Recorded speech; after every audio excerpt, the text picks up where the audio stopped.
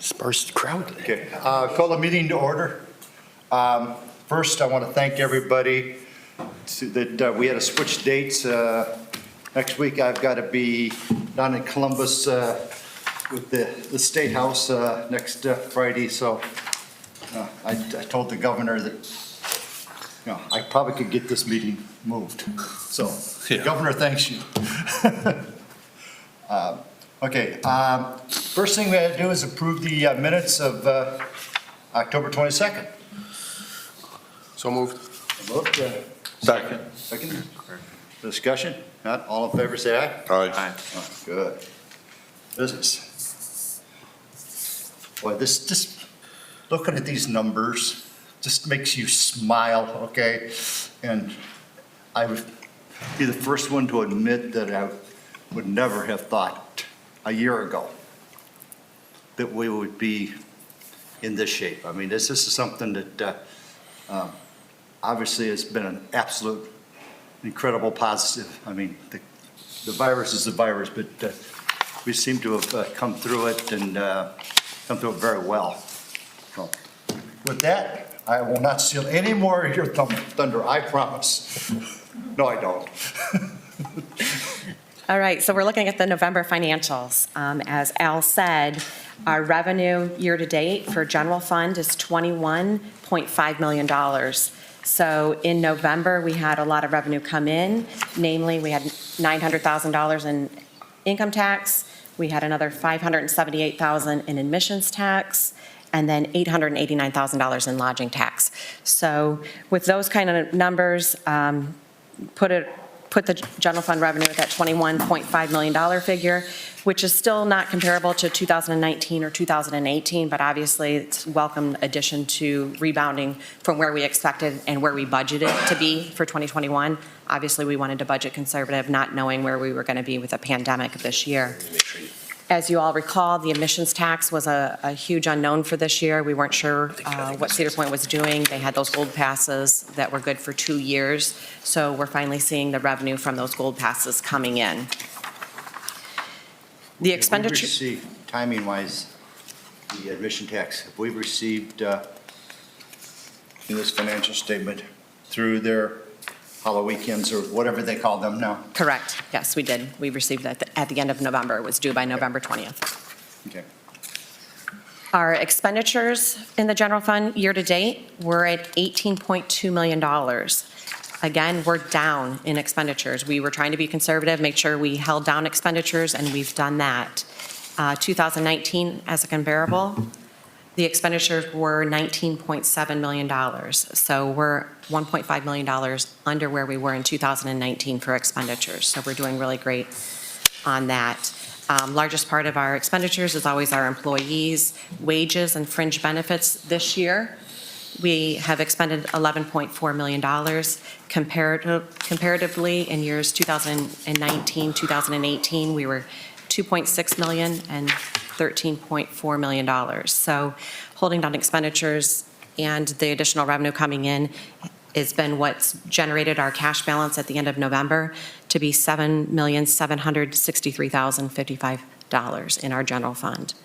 As a reminder, this year we started with almost $4.4 million in the general fund.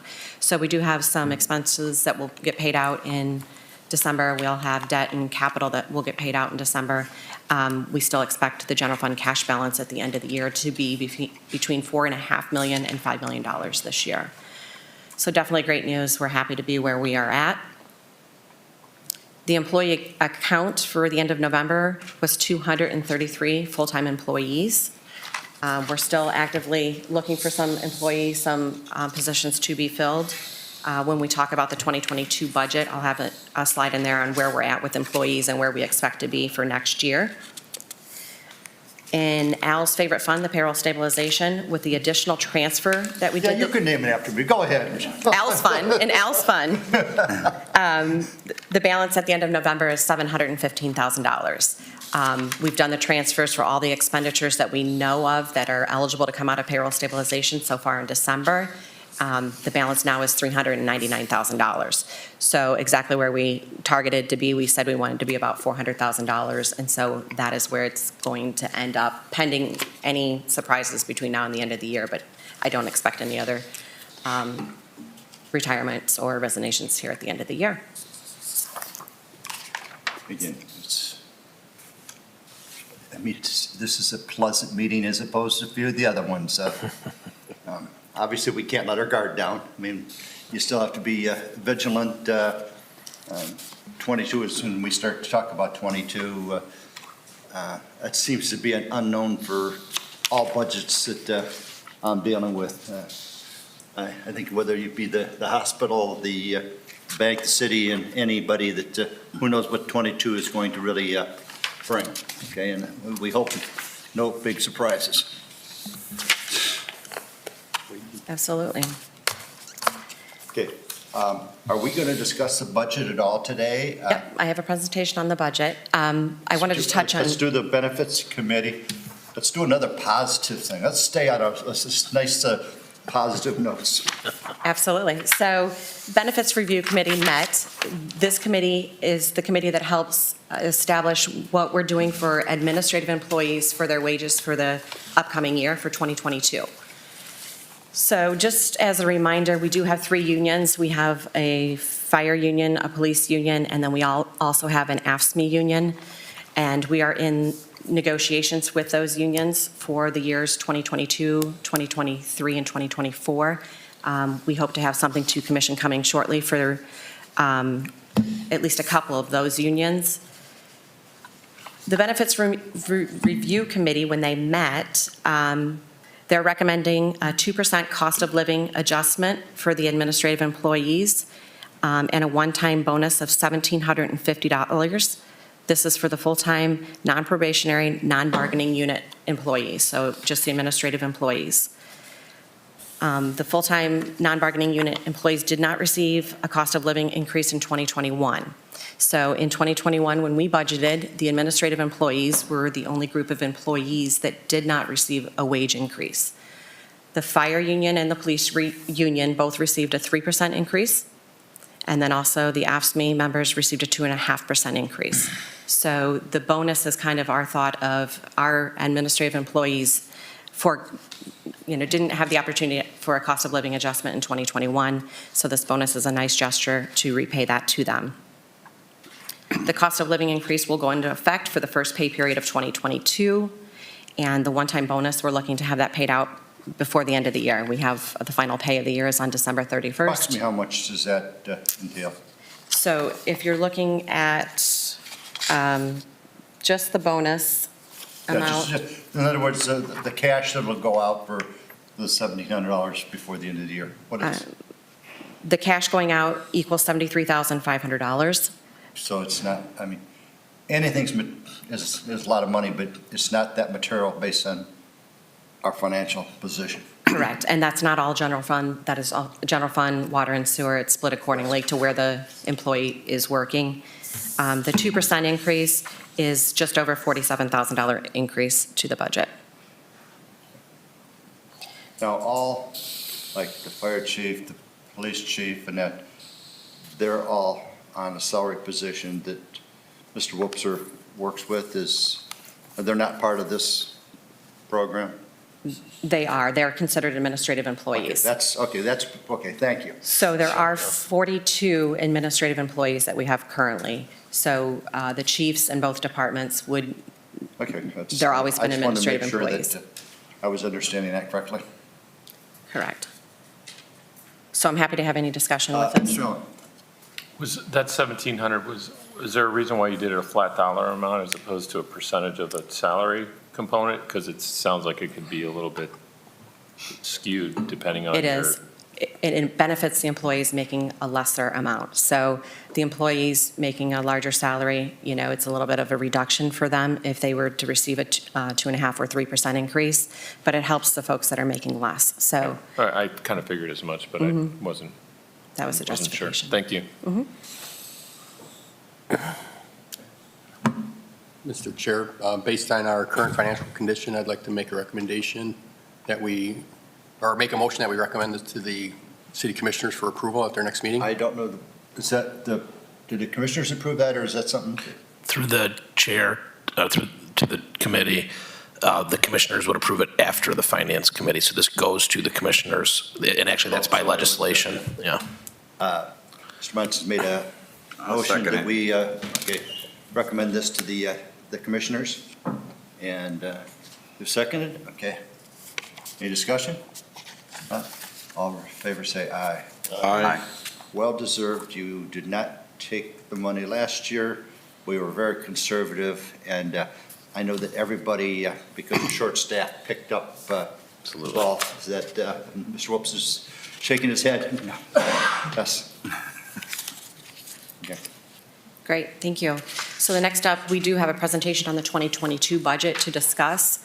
Everybody, I did give you information as you walked in the door today that has the general fund revenue history there, plus all expenditures, budgeted expenditures for 2022. You should have sheets on that. But I'm happy to entertain any questions as we go, if it's easier, as we go through this presentation. So while we're on a slide, feel free to stop me if anyone has any questions.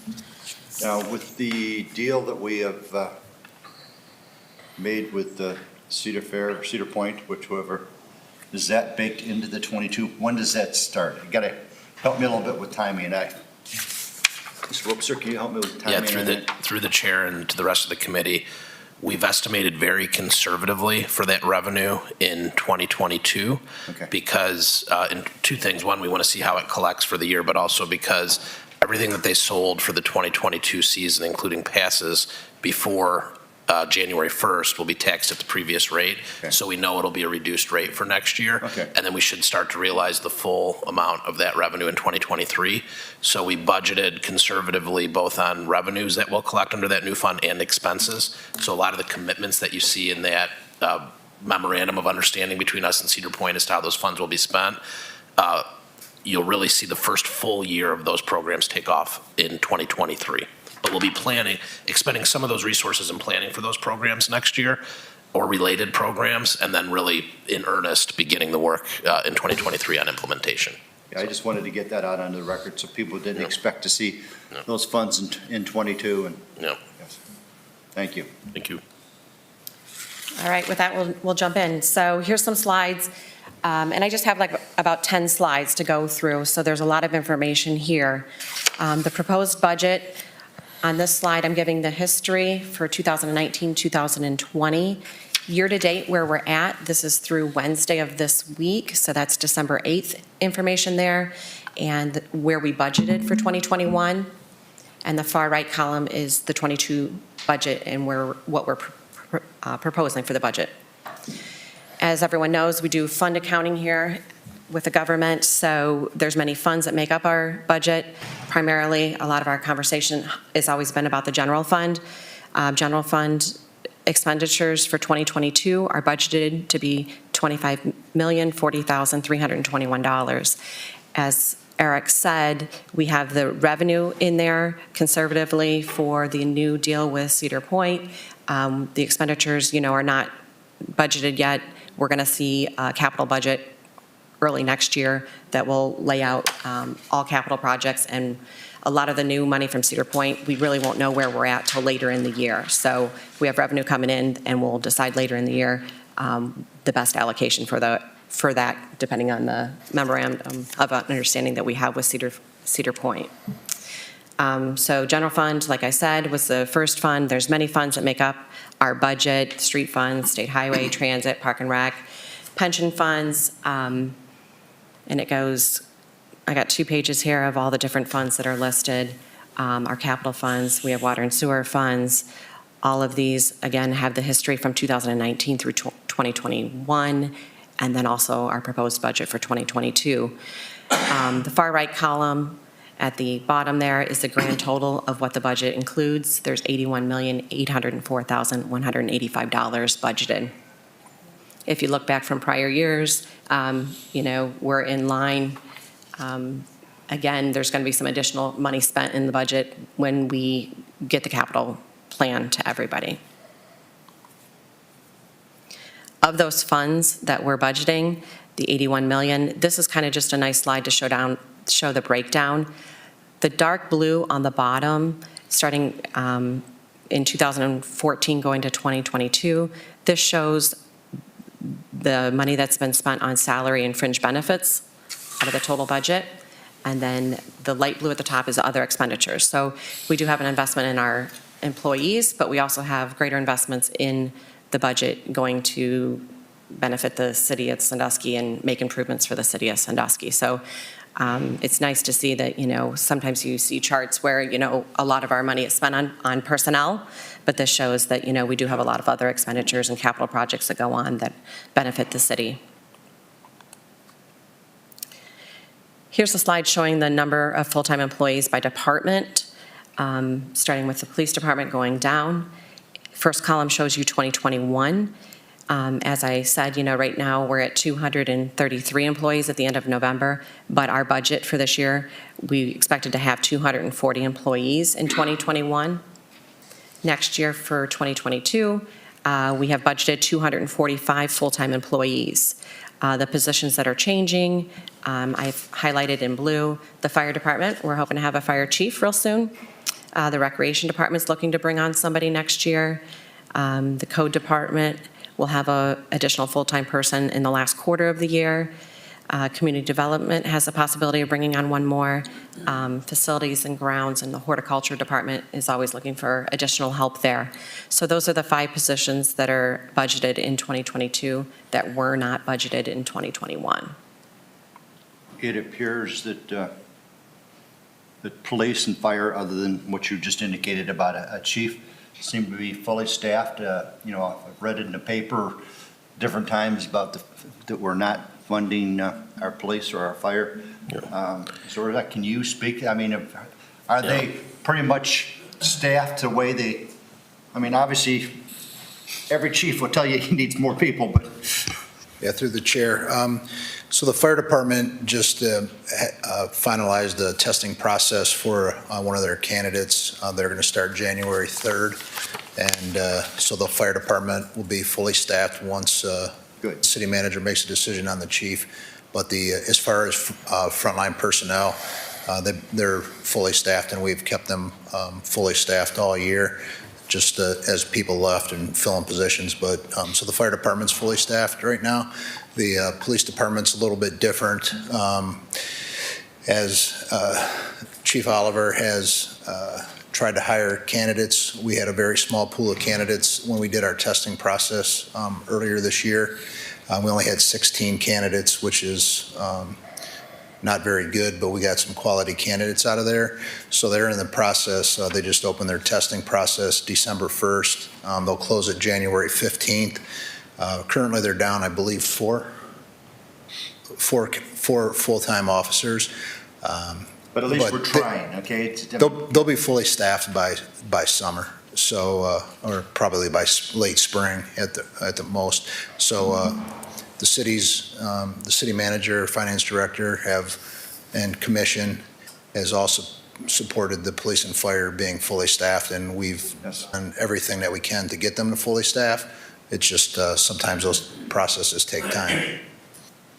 Again, you hear sometimes out in the street that we're not fully staffing police and fire, and I just want to put it on the record that we are. And you can't just go down the street and pick somebody up. None of us qualify. And through the chair, if I could just really briefly, those areas where we are adding to the budget this year. Okay.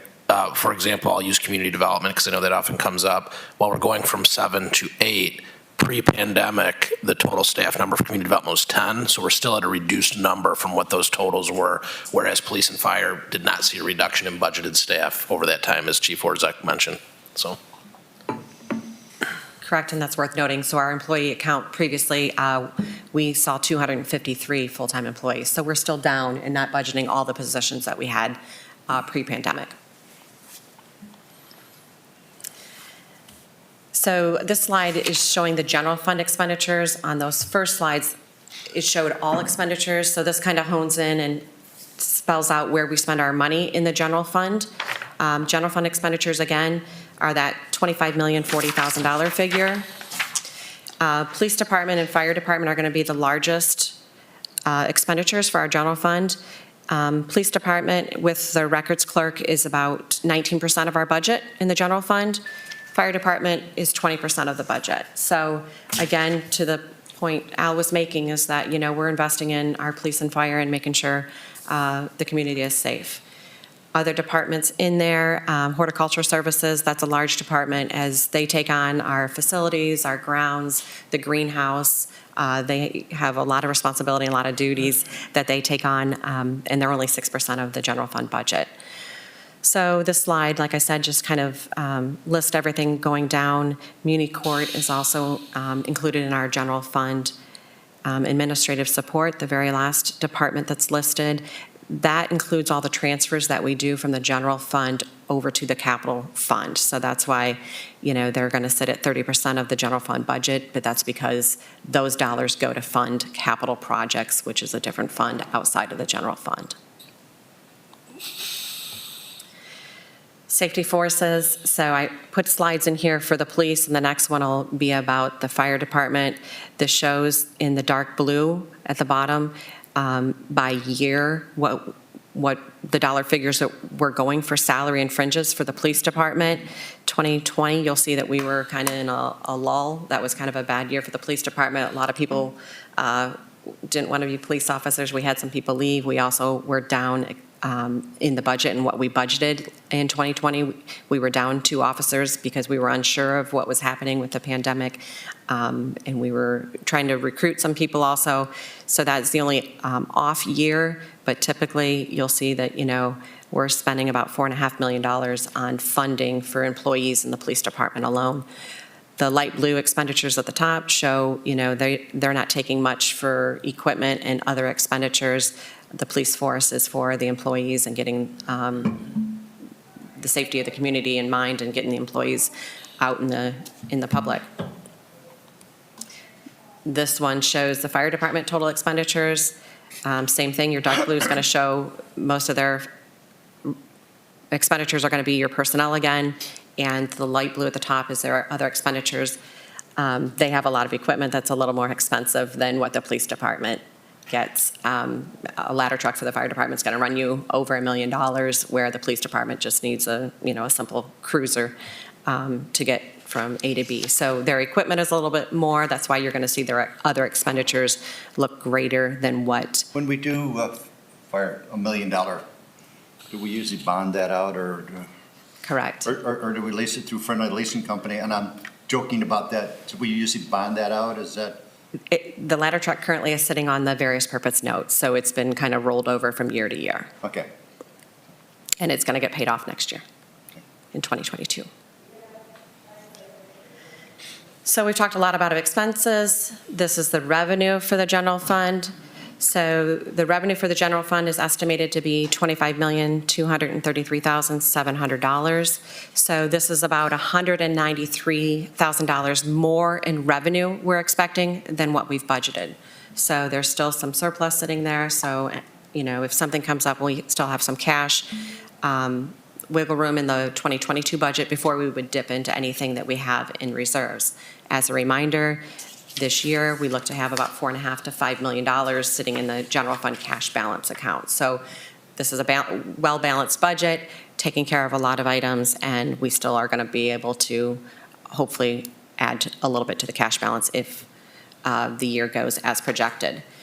So the general fund revenue, as you can see, 45% of the revenue that comes in from the general fund is from income taxes. 25% is now admissions tax. And then the new parking tax, we have estimated it at about $250,000 next year, which is 1%. As Eric said, next year is the first year of the new partnership with Cedar Point, where we will be charging a parking tax. So we budgeted conservatively. We'll see where that comes in. Any additional revenue, of course, is a welcomed addition to the general fund. Percentages for income taxes and admission taxes, pretty much what the past has been to, the 25, 45? Correct, except for admissions tax, we're expecting an increase next year. Okay, so So it was you've got less. that baked into the 25%? Correct. Okay. I think historically, income's been around 50% of our general fund, hasn't it, Michelle? Income tax has been Yeah, 50%? roughly. Yeah. 45 to 50, I would Yeah, say. yeah. Okay, so we're in that, okay. Still in the same ballpark. Departmental revenue makes up about 10% of the general fund revenue, and that is like municipal court gets money, obviously coming in from fines and fees. Police department gets money coming in from, they bill out for their officers going to Cedar Point and the library and sports force and things like that. That only makes up 10% of our general fund revenue, about just over $2.5 million. Our property taxes is only 77% of our general fund revenue. Lodging tax is about 6%. It's about $1.5 million. Local government and state funds is 3%. And then miscellaneous would be like our interest, and that used to be a lot greater. Interest and our rents and permits that come in only make up 3% of the general fund revenue. Mr. Chairman.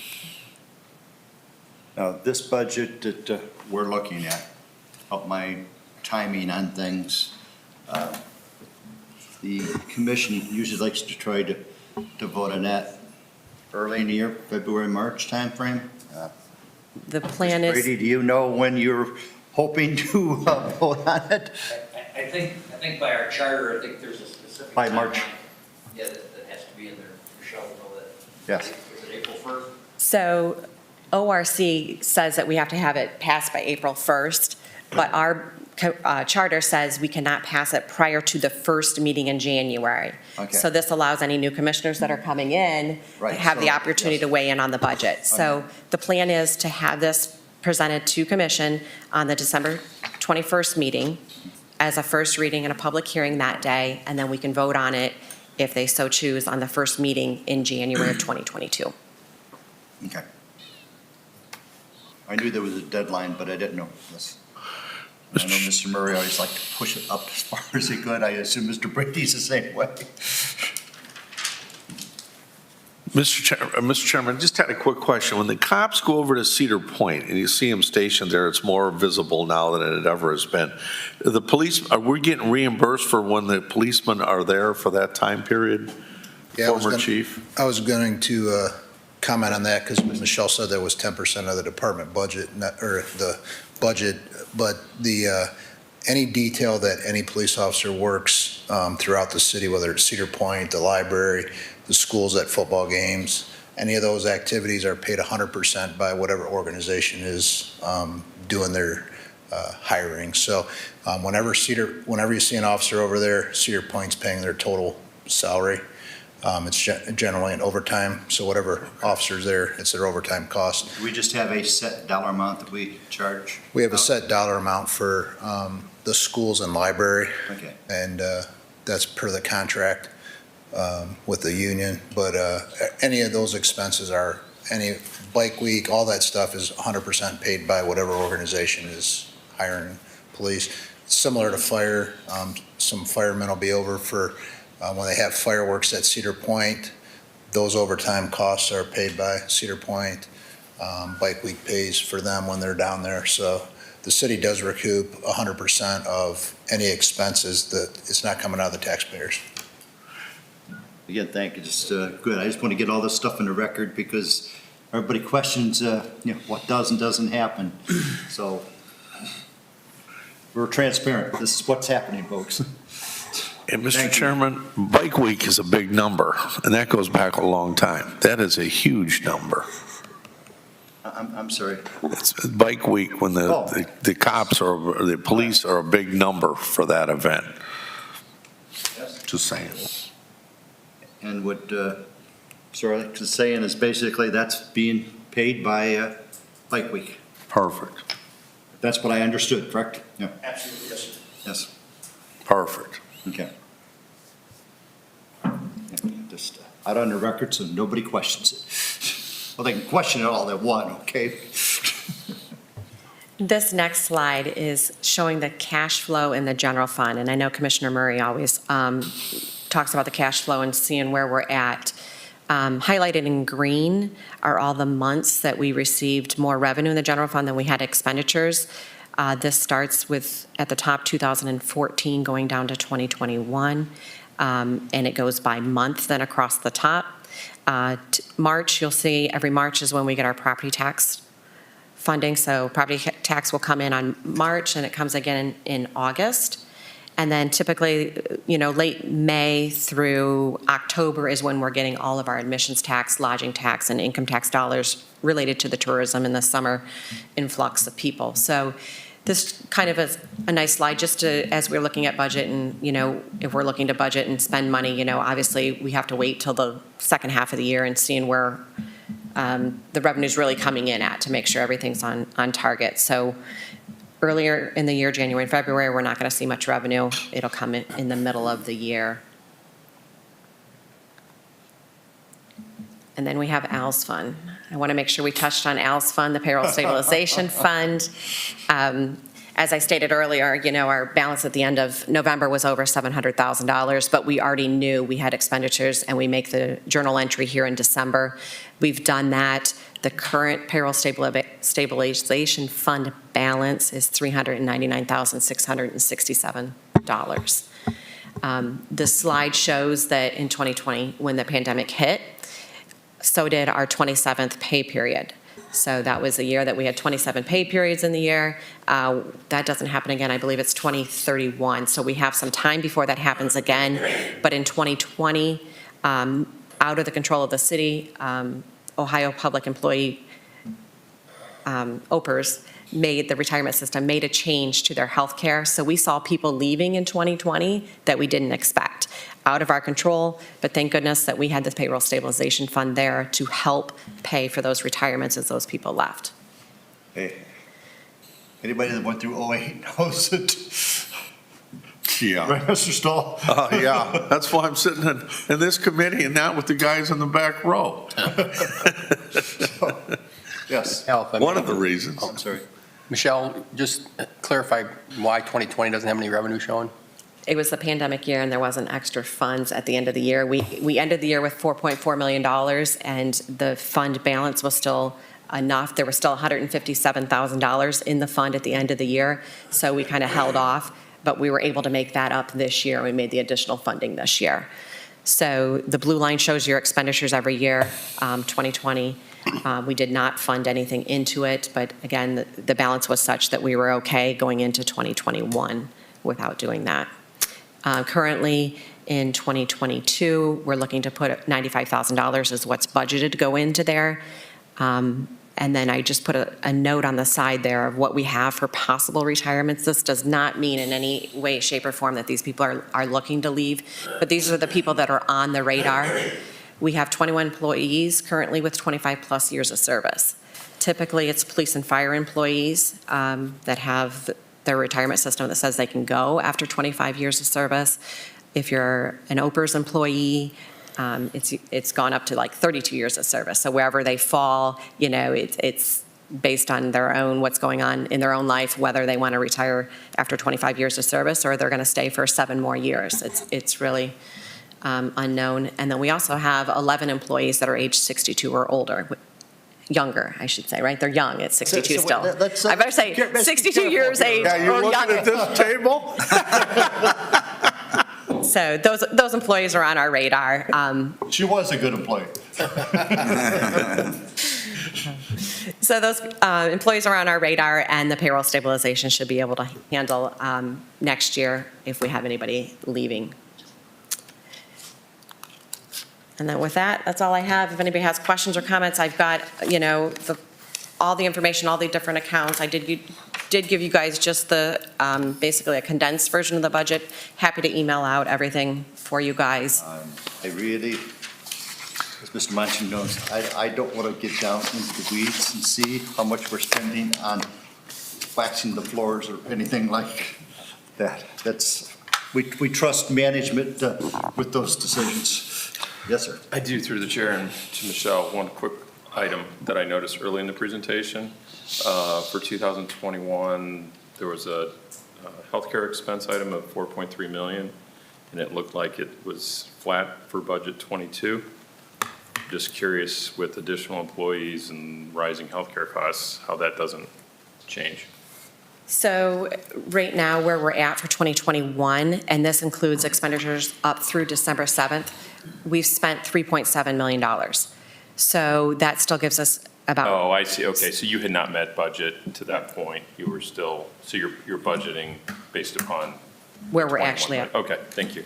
So there's still about My 600,000. oversight.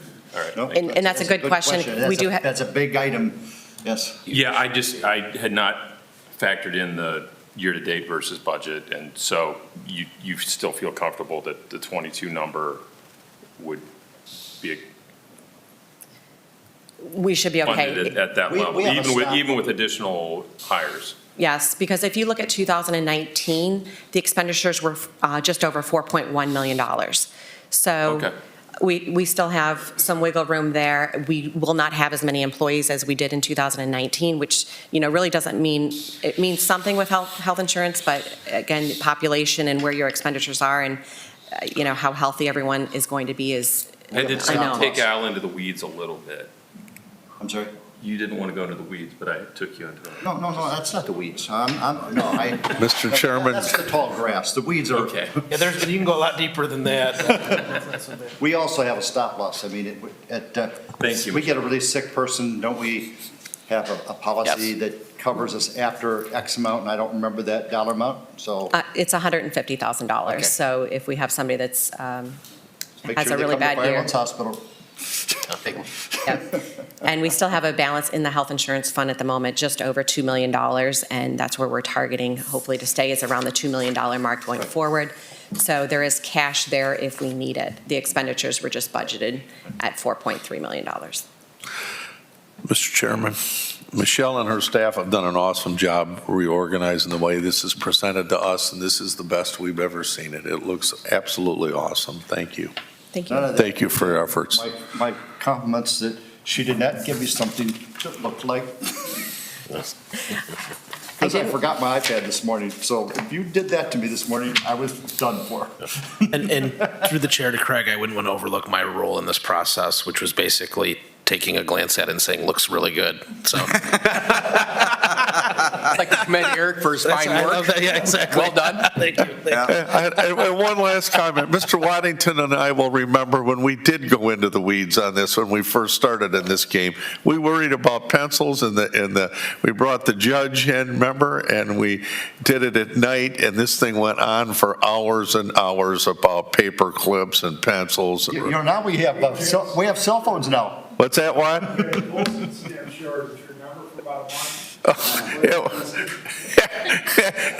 So there's a reason we don't dive into this anymore. I'm done talking. I've talked too much. No. Fine. First of all, thanks for a great job. It's explainable, it's believable, it's doable, whatever term you wish to use. And I think, as Mr. Whoops says, it's on the conservative side. And if anything further comes about with the Cedar Point deal, that's just icing on the cake. Last question I have, I may have asked this, no, I was in St. Martin, laying on the beach when Dan made his presentation for the hospital, but do we have any federal money or state money that we know of that might come in, that we can't budget, but could be coming in? The only thing that we know for sure is the other half of the coronavirus relief funds. I know Public Works Department is watching Governor DeWine and his announcements to make sure they're on top of it. They have some submittals that they put in for capital project request. Just still waiting. We don't even have the final regulations for the coronavirus relief funds. Yeah. So I assumed that, but I figured I'd ask the question anyway. And through the chair to the rest of the committee, the only thing I would add to that is we are actively monitoring state and federal funds. We just got guidance yesterday or the day before on the brownfields dollars that are available. But anything that we do receive, one, will likely be competitive, and two, will be project-based as opposed to operating-based. So it'll, while it'll improve outcomes in the city, it wouldn't necessarily go towards financial stability beyond the coronavirus relief that Director Reeder mentioned.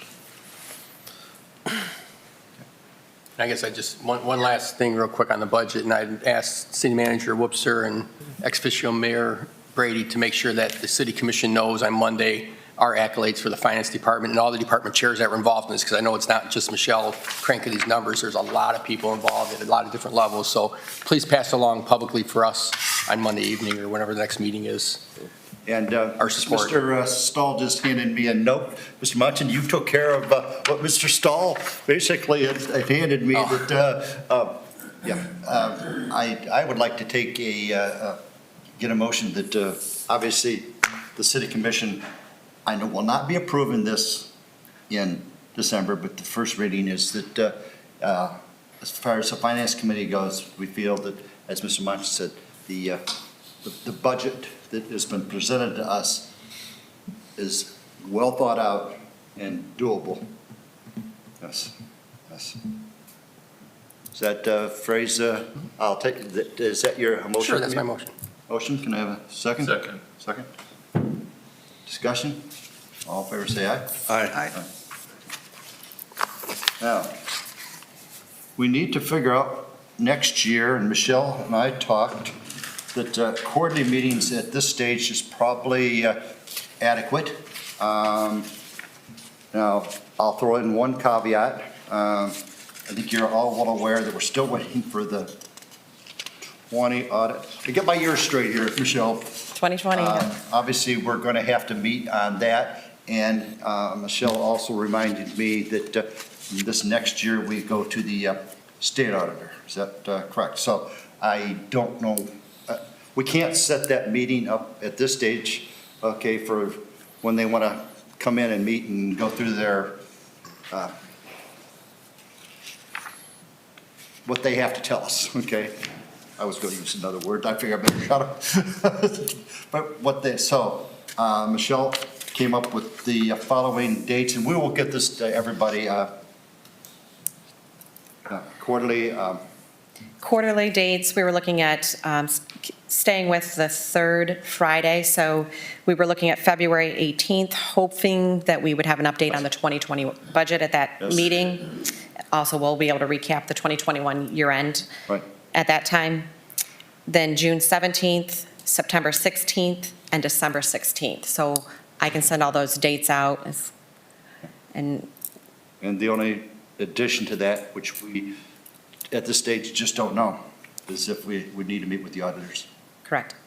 Hopefully, they can make it to one of the meetings, probably maybe the June meeting or the September meeting as needed. Just tell them you're not going to pay them. That'll get their attention. Sure. Everybody, okay, I don't, last year we did the monthly because we just didn't know what was going on. And I think when there wasn't going to be anything, Michelle and I talked, and, we would cancel it. I don't need us to sit here, other than, along with Payroll Stabilization Fund, we may have to have the stall donut fund. Very appreciative of those. This is the one city committee for the 16 years I've been involved in the city, I believe, that we have kept with donuts at this meeting, and Michelle pays for them. So somehow or another, I did not mean that to be the city paid for them at all. not only she does she pay for them, she picks them up, which is probably a bigger deal than the paying for them, which is also important. I missed them. Should probably put them in the budget. They're very no? good. That should be an expense to Michelle. She wouldn't allow it. She'd be I'd green light that in a second, Nope. but she wouldn't, so. No, I'm happy to do it. But we did that when we restructured the committee. Mr. Waddington will remember, we restructured the finance committee because that was a one-man band before that. And we restructured it, and part of that was we had donuts, right? Say, hey. As an And enticement. the reason the time changed is Mr. Stahl, had to get their kids off to school. St. Mary's started at 8:45, so that's why the finance, or at 8:50, so finance started at 7:45 So to that's so much for accommodate us. history. When I'm walking in late, it's usually something related to that too, so it's, I get it. Okay, before I go to, I don't know if there's any public comments, but anybody from the committee or anybody back here have any specific questions? And if not, I will then go to, do we have any public comments that have been sent in? Or does anybody wish to make any kind of public comment? Not gonna miss an opportunity to get to. Oh, boy. Even though that election is now over. I want to. Mr. Brady, I ought to stop payment on that check. Two things. One, if we are going to refer to the stabilization committee as your fund, I think you should contribute in some manner to it. I second that motion. Cash or stock or whatever. Man, did I? That will take a motion, gentlemen. Moved. I want to, So I tell you what, I will agree with that. I am going to donate 100% of my salary for this committee. I accept. I'll match you. Yeah, 100%. Yeah, Mr. really. Munch. So, Mr. Brady, you have gotten substantial funds there. What political power I still have, how is that? On a slightly more serious note, I do want to touch on Mr. Moncher's comment. Don't think for a moment that we consider this committee as a rubber stamp. I know each of you personally, and I know that you are we're not pulling the wool over anybody's eyes here. You ask the tough questions, and when you give us a motion, as you have on a couple of things tonight, on the administrative raise and on the budget, that is very significant to each commissioner, and I think it's very significant to the general public, because one of the questions that invariably comes up, and it can be a very uncomfortable question at a commission meeting, is have we run this by the finance committee? So people know who you are and they know what this committee's for. And I think the general public sees a great value in the role that you folks serve, as do every commissioner. So thanks for what you're doing. Thank you. I'm not thanking you. I don't need to thank you for your support, because the support stands on the specific issue that you're supporting. I ask you to just continue doing that, because that's important to us. It's important to this community. It's all community service. Thank you, Mr. Brady. Thanks. Thank you. Thank you. Okay, never give a politician the microphone. Motion to adjourn. Before you do that, I want to wish everybody a Merry Christmas and a Happy New Year, and let 22 be a very prosperous year for all of us in the room and the city. Now, Mr. Machin, I will Motion accept to your adjourn. motion to adjourn. Yep, second. Second, all in favor,